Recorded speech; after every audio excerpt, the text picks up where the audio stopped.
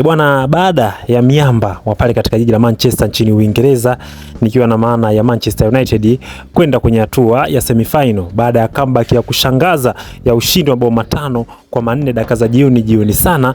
Kumbuke game full time ilikuwa imeisha 2-2, aggregate ikisoma 4-4, wakaenda extra time wakaadhibiwa. Kuna muda game inakuwa inasoma 4-2. Vijana wa Manchester United wapo nyuma, Lacazette kwa amepiga penalti, lakini baadaye Kobbie Mainoo pamoja na Bruno Fernandes wanakuja wanasawazisha, lakini dakika za jioni sana kijana Harry Maguire anatia chuma na game inasoma 5-4. Sasa moja kwa moja kwenye semifinal watakwenda kukutana na Athletic Bilbao. Athletic Bilbao ambaye ametoka kumuondoa Rangers. Kule kwa Rangers Scotland game ilisha 0-0, lakini wakaenda pale wakiwa nyumbani kwao wakapata ushindi mabao 2-0. Kwa hiyo moja kwa moja wao watakwenda kukutana na Manchester United, huku Spurs yeye akutana na Bodo Glimt ambao wametoka kumuondoa Lazio. Sasa moja kwa moja Frankfurt baada ya kuondolewa na Tottenham Hotspur, Spurs atacheza na Bodo Glimt, lakini kibarua kipo hapa sasa Manchester United dhidi ya vijana wa Athletic Bilbao. Katika game 3 walizowahi kukutana hawa jamaa, Manchester United hajawahi kupata ushindi wa moja kwa moja, yani ushindi wa point 3, kwa sababu wamekutana mara 3. Walikutana 2012 mwezi wa 3 tarehe 8, game ilisha 3-2. Manchester United alifungwa pale nyumbani kwake Old Trafford, lakini game ya marudiano ikawa inapigwa tarehe 23 pia mwezi Machi huo bado wakapata adhabu Manchester United mabao 2-1. Kwa moja baada ya hapo wakaja kukutana tena mwaka 2023 kwenye game ya kirafiki.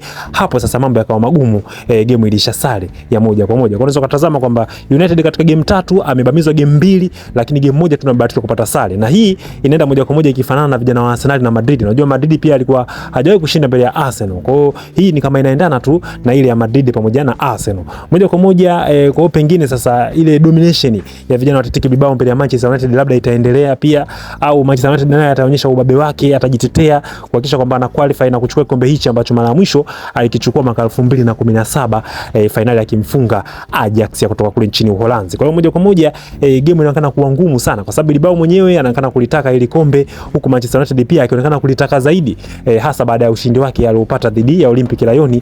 Anakuwa timu pekee ambayo haijafungwa hata game moja kwenye haya mashindano. Mashabiki wa Manchester United wao hawana hofu, kwa sababu unajua huu ni mpira wa miguu, historia hazifanyi kazi kwenye pichi. Moja kwa moja unaweza kuwa na historia nzuri, lakini mambo yakawa magumu kwako. Tumeshuhudia timu kama vile Bayern Munich akiondolewa na vijana wa Inter Milan, licha kwamba alipambana sana na game ya mwisho. Unajua Inter Milan alipata zake kuna 2 tu na zote zikawa mabao. Kwa hiyo unaweza kaona quality ya kulinda pia kuna muda huwa inaamua matokeo.